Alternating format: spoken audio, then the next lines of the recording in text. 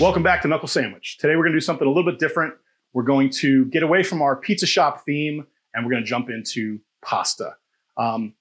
When you think about fresh pasta, generally speaking, you think, with the eggs and the flour, the well, and you mix it all up. But there's another kind of pasta, one that's way more prevalent, the kind you find in the grocery store, the dry pasta. It's vegan, naturally, and it's super easy to make. It's a lot easier than you think it is. We are gonna use a stand mixer. We can do it by hand. The dough gets really stiff. You don't wanna do it by hand. If you have a mixer, please use a mixer.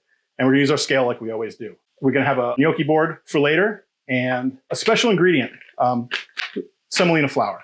If you're making fresh pasta with semolina, you don't wanna use any other ingredients. Don't use all-purpose flour, red flour, double O tipo. It's just semolina and water. That's gonna produce the best result. That's what's traditional for Italy. In the South, that's how it is. That's how they do it. It's just semolina and water. So let's get started. We're gonna take our scale and our bowl. So there's no recipe that I'm gonna give you. I'm not gonna tell you to use, X amount of grams of flour versus X amount of grams of water. It's a ratio. The ratio is 2 to 1. So if you use 1 cup of semolina, use half a cup of water. If you're using 400 grams of semolina, use 200 grams of water. So we're gonna use our scale and we're gonna add, as a general rule, I like to use 200 grams of semolina per serving. So if you're having 3 people for dinner, you're gonna wanna do 600 grams.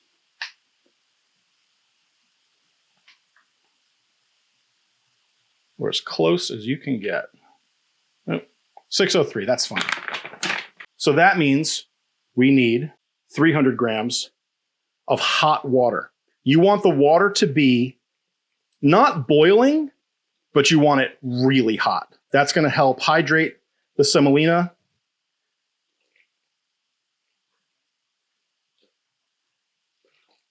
Looks good, 308, close enough. All right, now we're gonna take it to our mixer. And we're gonna start with our paddle attachment. Once the paddle attachment's on, we're gonna mix for a few minutes, just until it gets combined. And we're gonna show you what it looks like in the bowl so you can see what I'm talking about. We're gonna mix it on medium. Just to get it combined, you're gonna see that it starts off really crumbly. We can't use our dough hook until it becomes a little more cohesive. That's why we're using the paddle. And it's gonna take a minute just to, get that water moved around. We didn't use salt because we're gonna add that to the water we cook our pasta in. It seems like it's not gonna come together, but then you'll see it just all of a sudden will start coming together.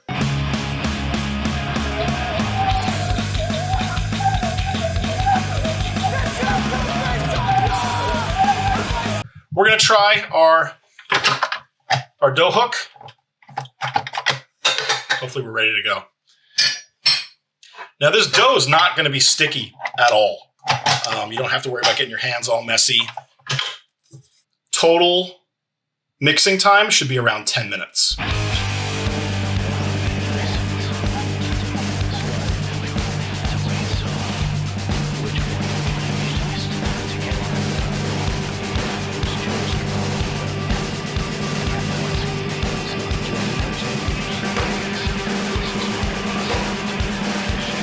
When it's done with the mixer, and I will warn you that this dough is really, really stiff, and it's going to give your mixer a hard time. It's just a really stiff dough. That's what you want. So once you take it out of the mixer, we're going to mix it by hand for just a little bit, maybe a minute or so. I'm just going to work that gluten a little bit more, fold it in half. Just push, fold it, and push. This is why we wanted to use the mixer in the first place, because this part actually is so hard. If you had to do the whole thing like this, which, again, you're welcome to do, it's a workout. Yeah, and it's interesting to see the Italian nonnas, the grandmothers that have been doing this their whole lives, how easily they do this and how much I'm struggling. So yeah, once you get it into, you know, you need it a little softer, we'll form it into a ball. And we're going to put it in some cling film. Now, to get this pasta where we need it, we're going to have to let it rest for at least half an hour. If you were going to let it go a lot longer than that, you can put it in the refrigerator up to 24 hours, but then I'd use it. Once it's all wrapped up, we're going to let it sit for half an hour, and then we're going to start shaping it up. Pasta's ready. It's been sitting for about half an hour. So we need to roll it out and turn it into individual pieces. What we're going to do is we're going to invite my good friend, Greg Pollard, hardcore suit man himself. Where It Went Podcast. What's up, dude? Good to see you. Thanks for coming. So what we're going to do, you unwrap this, and you'll know that pasta's ready. You just press it, and it kind of like bounces back. You see that? You just feel it. We're going to make two different kinds of pasta today. The pasta that you're actively rolling out, you want to keep covered so it doesn't dry. The first kind of pasta that we're going to make is called Orecchiette. It means little ears in Italian, and you'll see what I mean in a second. So after we've cut a piece off, you just want to kind of roll it out, nice and smooth.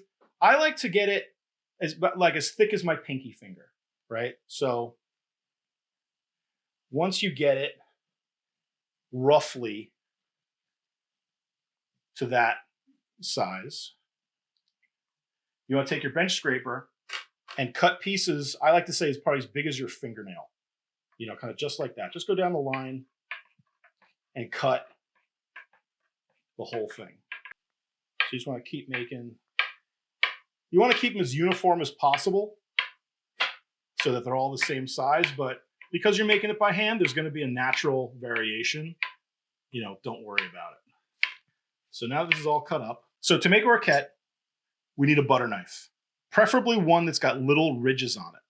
And you'll notice that the ridges are only on one side versus the other. So you put it down, you want to press and just roll it. I'm in Semolina, so it's not sticking. You're going to roll it off, just like that. And you want to take it on your finger. Boom, there you go, Orecchiette. The ridges are going to rough up this side of it, and that's where the pasta sticks. Smush, and you can use 2 fingers, and you just want to roll it out. Wrap it around your finger. You want to try one? Yeah, let's do it.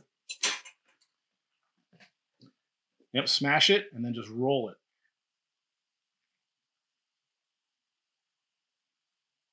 There you go. And I want the textured side on the outside. Yeah, exactly. Okay.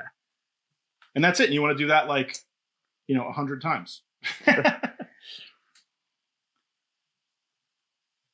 See, this would be good. If you always made your own pasta, that would be good. Weight management. It's a lot easier to just take a whole box of pasta. Yeah, exactly. Because I was saying to my son earlier when I was telling him about this, I was saying, I don't know if I've ever had fresh pasta. Fresh pasta. Really? Well, you're about to today. Yeah.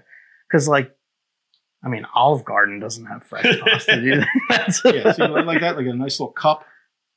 That's perfect. And, again, you're going to do this 1,000 times. This is actually really great for a family. I made some of this yesterday, prepping for the episode, and my 6-year-old daughter was doing this with me. And she did a great job. And, you just kind of sit here and you just roll out some pasta. And when you're doing it, you'll notice it. If you do it too hard, you'll annihilate, the piece. It'll, whatever.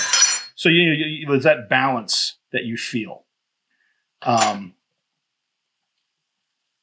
that's also one of the reasons why we're only using semolina flour. You weren't here when we talked about that earlier. This is just semolina and water. That's it. If you were to use all-purpose flour, the structure of these wouldn't be nearly as good. They would fall apart. They wouldn't keep their shape.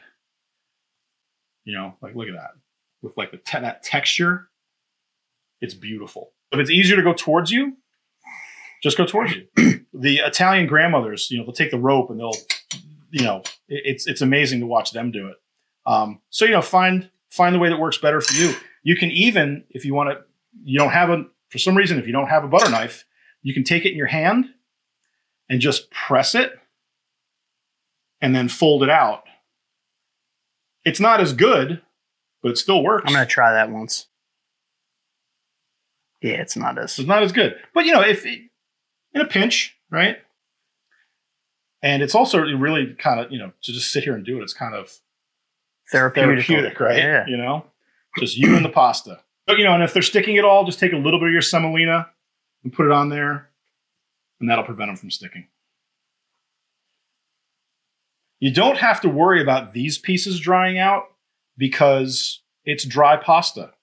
What's going to happen is you let it sit long enough, it'll turn into exactly what you can find in the store. And do you have to wait for it to dry before you boil it, or we're going to use this? You could theoretically when just we're done throw with this in now. Yeah. All right, so that's our Orecchiette. The second kind that we're going to make, we do pretty much the same thing. I'm going to have you roll this one out. Same type deal, finger width. Yep, finger width, pinky width. Was it pinky width? Roll that one out.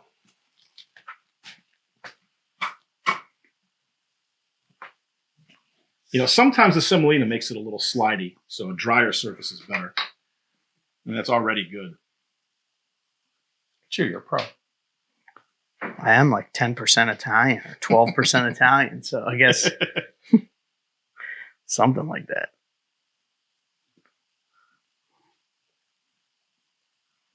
There you go.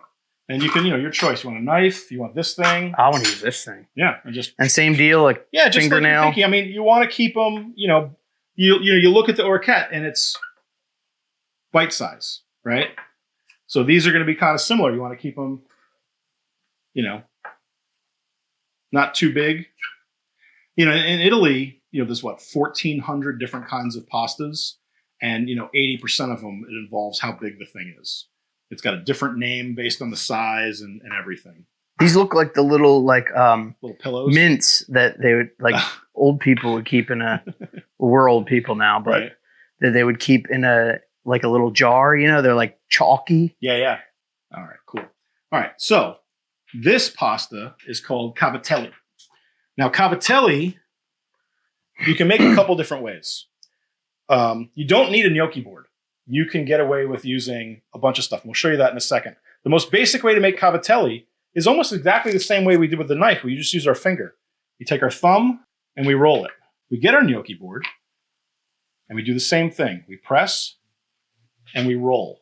And you got a beautiful Cavatelli. Oh, that looks nice. Right? It looks impressive. It's so easy to make. And what you're doing, so Cavatelli, actually, cava means cave, right? So what you're doing is you're making this little cave for sauce to fit in. And you just roll them out like that. Now, if you don't have a gnocchi board, like I said, you can just make it regular, shape with your thumb. Just roll it just like that. Here you go, Cavatelli. Or just take a fork and just kind of do the same thing. I like the gnocchi board better. There you go. Look at that. That's neat. Or you get like a microplane or something. Anything with texture you can use. Do another on a microplane. Look at that one.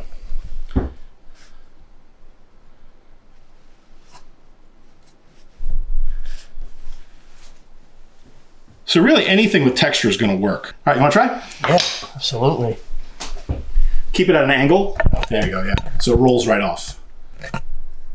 I guess I don't want to. Yeah, try not to smush it. You don't want to push it too hard. You don't want to smush it. I mean, you want to smush it. In the beginning, right? Yeah. And then just kind of, it's hard to get it. Yeah, just like when we did the Cavatelli, roll it, kind of right off. You don't have to flatten it or push it in. Just the roll will take care of all of that. There you go. Perfect. That's perfect. Yep. Tell me a little bit about the Where It Went podcast. So the podcast is theoretically supposed to be, chronological trip through the Revelation Records catalog. Right. So people that, know hardcore and punk know Revelation. They've got quite a large roster from everybody from, Gorilla Biscuits and Youth of Today and that type of bands those type of bands to, Texas is the Reason to, a bunch of stuff. Yeah. And it really was just like kind of born out of like a lot of things, like out of the pandemic. Right. Everybody was home looking for something to do. I had done another more like low key podcast with a friend of mine. And what was that? That's called Something to Do. Right. It's Husker Du and Replacements. And I was like, oh, this is, again, this is at a time where nobody can do anything. Right. And I'm like, oh, this is really easy. Why don't I do another? I just sit here and talk. And do another one, because I had just gotten this, a new computer and all that stuff. So we started, I think the first episode was in July of 2020. Okay. And we've got over 100 actual episodes, but as far as the catalog releases, as of this recording, we have episode 80 in the can. Just needs to go up. Right. And who was that with? That's In My Eyes' second album. So we're in the year 2000 now. Okay. Pretty much. The way a lot of these catalog numbers work is like sometimes they're reserved for something. So like you go back in time a little, but we're in 99, 2000. So it's interesting for me because that's real time. Yeah. For me of when, I was you got into hardcore. Got into all this stuff mid to late 90s. So it's cool. It's a lot of work, as I'm sure you know from I do. Doing this. So worth it though. I really enjoy it. I mean, when I heard, it was a thing, I was like, oh, I can't wait till they talk about this record. I can't wait till they talk about that record, and then you do. And one of the things that I really appreciated is that you guys went and, you got a lot of the guys from the bands. Yeah. And like it now it seems like it's a thing where it's like, that people want to be on it to talk about this stuff. I mean, you got Steve Reddy from Ecovision Records to talk, which like is not in public, which is not something that's so like, so that says something about, I really enjoy it. Yeah. I think people know that we do it with integrity and we're not, And who are the other guys that are involved? So it's my friend Javier, who's in California. Mm-hmm. So that's the other thing that's cool with this technology. None of us live in the same area. Right. So Javier's in California, and Javier Van Huss, and then Jason Mazzola, a friend of mine I've known for quite a long time. He's in Richmond, Virginia. Some of these guys on there, and it's like they could talk forever about this stuff. Yeah. I don't have a problem with sitting for 3 hours listening to, guys talk about hardcore. Especially the stuff from like, this, when there's stuff you don't know. Yeah. All the inside stuff. It's so cool. I mean, we've all heard the records, and we love them, but like there's all this like backstory stuff that you just don't get. It's so interesting. So what's the next one you're doing? So after In My Eyes, we're in an interesting time because it's like the like youth crew revival part era, whatever you want to call it, is already like winding down because we're in like 2000. But we have Kiss It Goodbye. Love Kiss It Goodbye. Next. No Escape was one of my favorite bands. Yeah, so it's Tim Singer. Tim started that new band. I was like, oh, this is great. So we have Kiss It Goodbye, and then somewhere in there we have by the way, look at this guy's an expert now. That's right. I know like the band Garrison is in, like there's some I'm actually excited for because I'm not super familiar. Yeah, there's the era that you're going into now, I'm not that familiar with. Well, yeah, because thinking early 2000s, what were you doing? Were you what was I doing? That's a good question. Yeah. I don't even know. What was I doing? I'm trying to think. I was like in college. So like, community college. Right. So that was able to be that was like my life was all that stuff. But yeah, it's fun. I mean, if I'm being realistic, I think this is the first time I've said it out loud, but I'm wondering if we can actually get to the end, given how long it's taking. How many records are in their catalog? So they're in the 200s now, and we're on 80, and it's taken 4 years. So it doesn't take a mathematician to see that, like, I could be doing this into my 50s if it stays at this pace. Right, exactly. And frankly, like, you know, I don't know if you have that in you. if I have it in me. But I guess unless we were making a living off it. So if you want to sign up for our Patreon, please sign up for Patreon. Where It Went podcast on Patreon. Yeah, sign up for Knuckle Sandwich and ours. And we do have some cool perks, but maybe if we get enough patrons, I can stop working and then we can just that's the dream, right? we can just then we'll crank out episodes much more frequently. How often do you guys do it now? So that's what's funny. It started as weekly. Right. And you're like, oh, weekly, we're gonna blast through this whole catalog in like 6 months. Yeah. So it started weekly, and then finally we were like, we can't keep up this momentum. So we did bi-weekly. Well, everyone went back to work, right? Yeah. Like in the beginning, it was so easy to schedule. Yeah. Because everybody was working at home and we're out of work, right? You know, and people that are musicians and they're in bands, they're home and they need some, you know, because it was also for them like a kind of a form of free like promo, right? Yeah. It's so cool that information's finally like it's all coming out now because there's like a really good platform for it. You know, like before, like how would you get any of this information? Right. You know?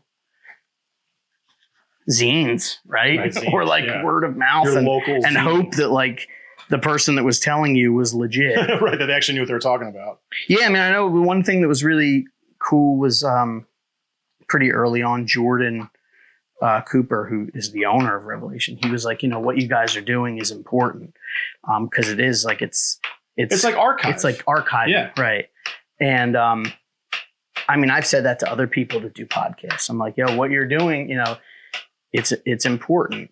Oh, there's you know, all the stories from the scene from, you know, back in the day, like, you know, when you first started it, you're talking about like the New York City hardcore comp and the sick of it all, like, oh yeah, those are the nostalgia's there for me because I was around for that time, but like it's just so cool to hear like all the stories and you know that you're just not going to hear otherwise.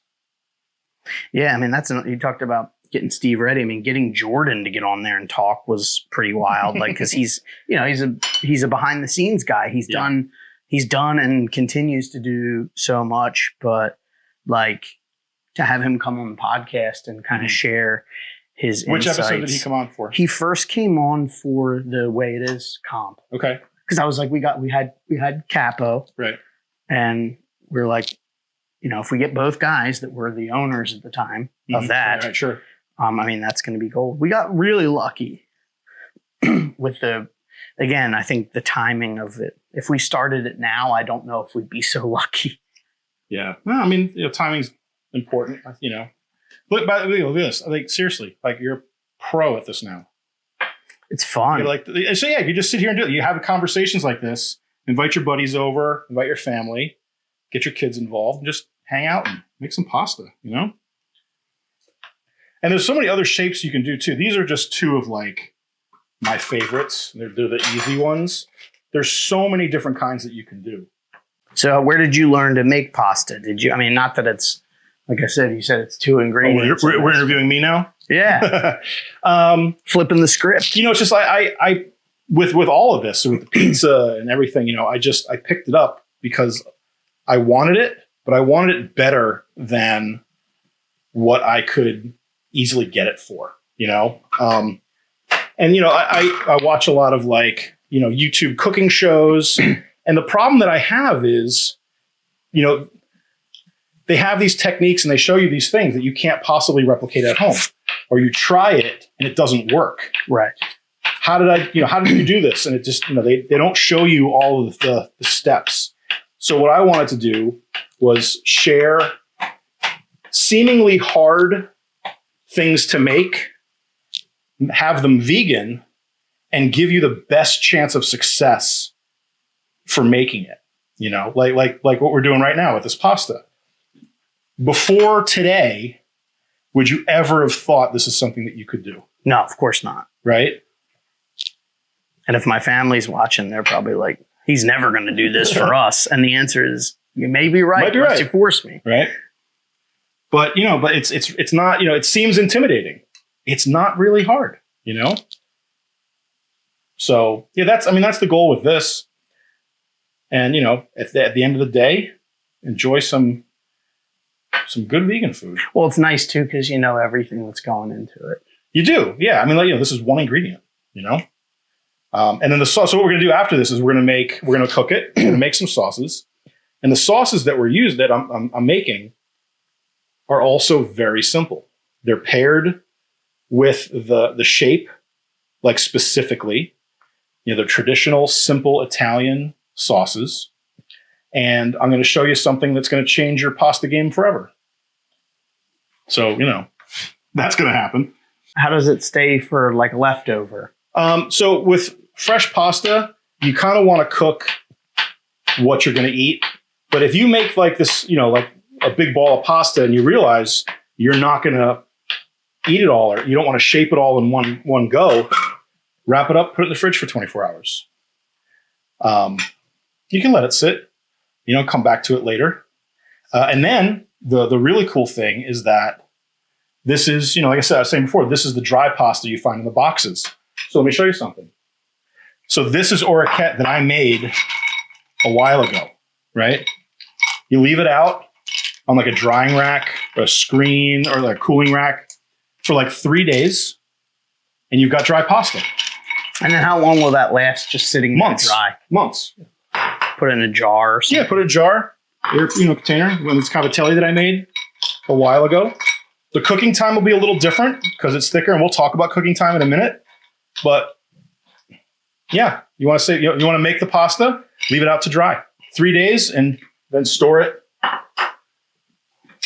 for as long as you want to store it. You get like 1 day where you got nothing to do. You can just crank out tons of pasta. You'll have pasta just ready to go and waiting. Which is, who doesn't want that? Everybody wants that. Doesn't stick. Get a little bit of semolina in there. All his looks good. All right, let's get ready to cook this. All right, so now we've got our pasta's made. We got some water boiling. We're going to start on our sauce. Before we get the sauce going, we're going to add a nice healthy dose of salt to the water. Don't go super crazy. Put in a nice little. You're fine. All right. So, and why salt? Because if you put in too much salt, because you're not putting any salt into the dish itself, all the salt you're going to get is coming from the water. So if you over salt it, you're going to have a salty dish. You don't put enough salt in, you can always adjust it later, but don't go crazy on the salt. So the salt is to give the pasta a little bit of flavor. The flavor and the sauce. So we're going to start off with some olive oil, 4 tablespoons-ish, just a bunch of olive oil, whatever. And in that, we're going to throw in some, I like it spicy, some crushed red pepper. And I'm using Hing, but you can use garlic powder. Just a little, a couple pinches maybe. I'm going to take 1 can of chickpeas. Drained, yep. And once this gets going, and get those chickpeas cooked, the pasta's boiling. Our water is boiling. So what we're going to do is we're going to throw in the pasta. Now this is all of the Orecchiette that we made. There's probably 2 servings in here. So I would say put half of it in there. Okay.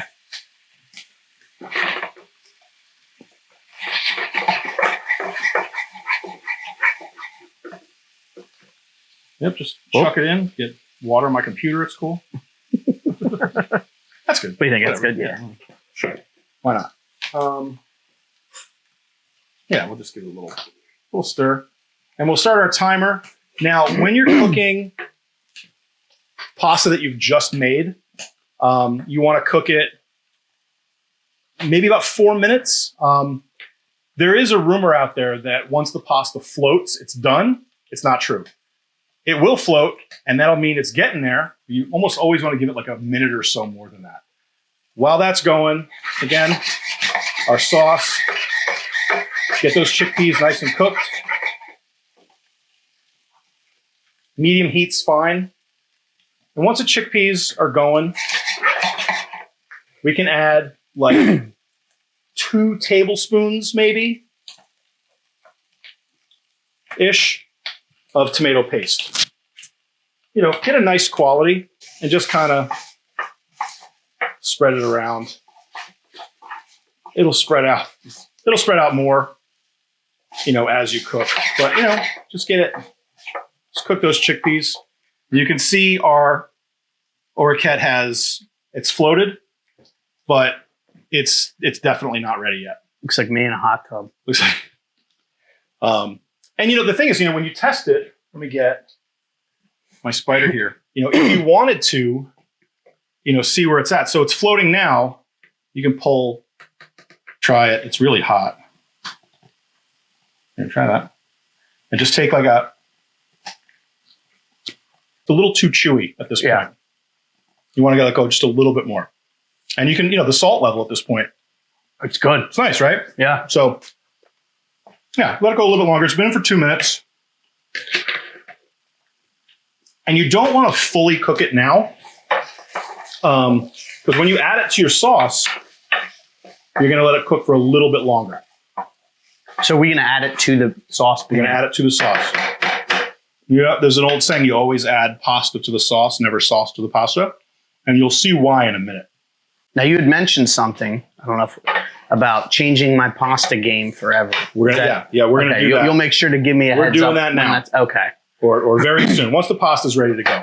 Okay, so pasta's ready. I'm going to turn it off. And we're going to take a ladle full of our pasta water. And we're going to add it.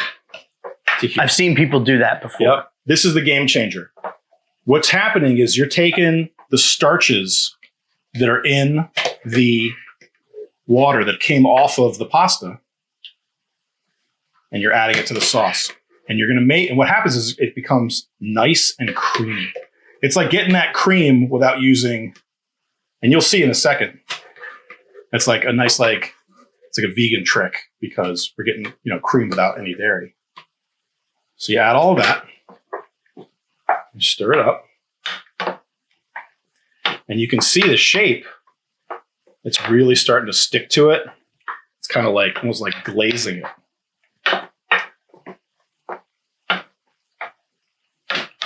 And this shape is great for, you know, those little cups. The chickpeas will fall in those cups, and like you can get some fresh basil and just, you know, kind of tear some little pieces in there. You don't have to add the fresh basil, but if you have it, you know, definitely use it. We got this out of Angel's garden. Like, I don't know, like, should I be picking from the bottom? I never know where to pick basil from. You can see how lovely and coated that is. Looks great. Plate it. Well, that's a lot, but, you know, whatever. We have our Orecchiette el Cheche. What do you think?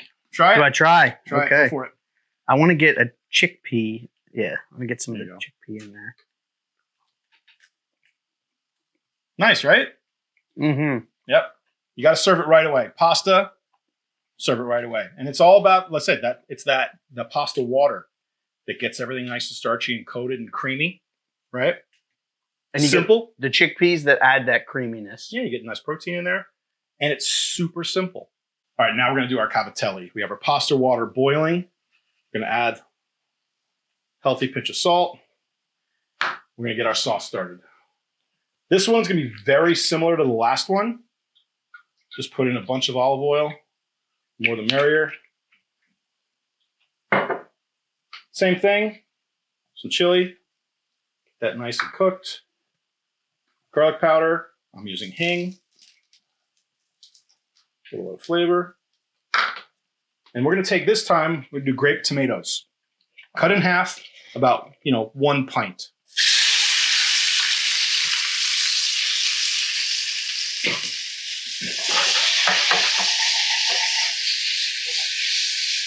what we want to do is we want to get these nice and sweated and cooked.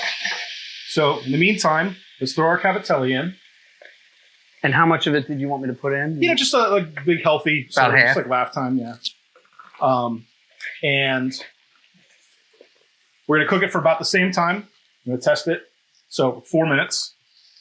Think it's good? Yeah, it's good. Yeah, and then you get a nice quality tomato, and you let it cook down, and the juices come out, and the tomatoes wilt, and then we're gonna do the same thing. We're gonna add the pasta water, give it that nice creamy, texture. It's gonna coat everything.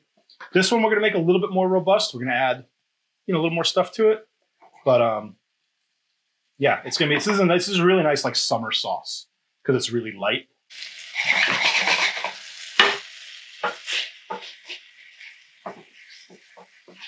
I was thinking, actually, I wanted to say I did have fresh pasta, I believe, because I'll plug.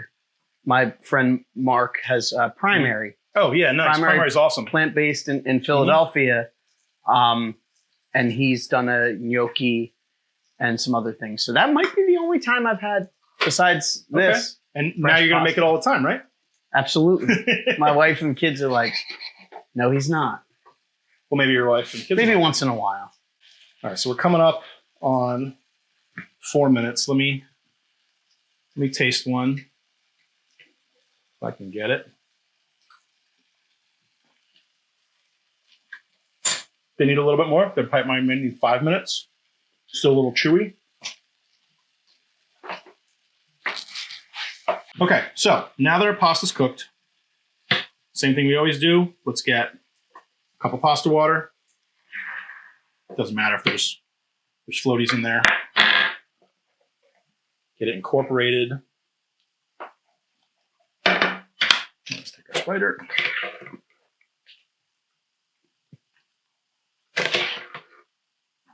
Pasta. Always put pasta in your sauce, never your sauce in the pasta. And it makes a lot more sense when you know what we're doing with it. Like if you're just buying like boxed pasta and throwing in some Francesco Rinaldi, doesn't make a lot of sense. But when they say that, this is what they mean. This is the kind of pasta they're talking about. This is the kind of sauce they're talking about. So we'll get it nice and incorporated with our tomatoes. So we're going to add a little bit of fresh basil, just like before. Just tear it up a little bit.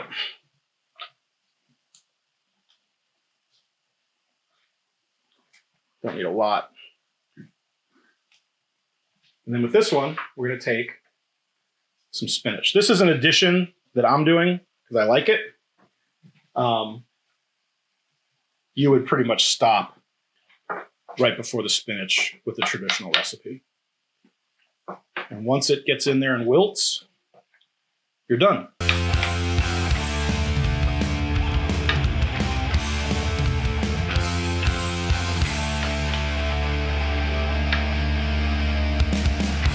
Ready to go.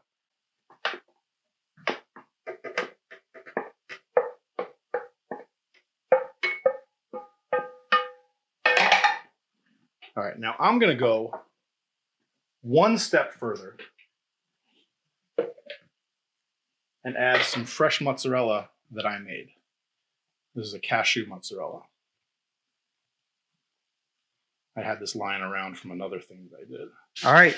You want me to take a... Yeah, go for it. I want to try and get, like... that's a little bit of everything. Oh, my. Nice? Mm-hmm. Very good. That's the stuff. All right, and that's it. That's how you make fresh pasta. I mean, that's 2 different kinds of pasta, 2 different sauces, both very easy. So you can make it, hour and a half before dinner. It's a lot easier than you're thinking. There's so many shapes you can experiment with. It's a lot easier than most people think, and it's delicious. So anyway, yeah, that's it. Thanks for coming on. Appreciate it. Man. Love having you. Like, subscribe, hit my Patreon, affiliate links, and can't wait to fight you in the comments.